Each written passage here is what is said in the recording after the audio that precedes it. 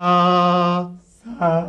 রে রে গা গা মা মা পা পা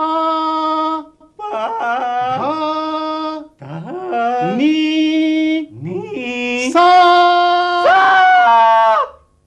গলাও পরিষ্কার হবে, তোতলামিটা একটু কমবে।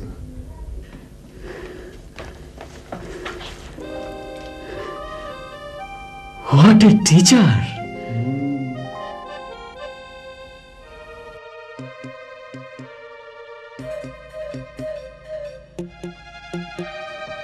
মামা মামা এই মামা এই মামা মামা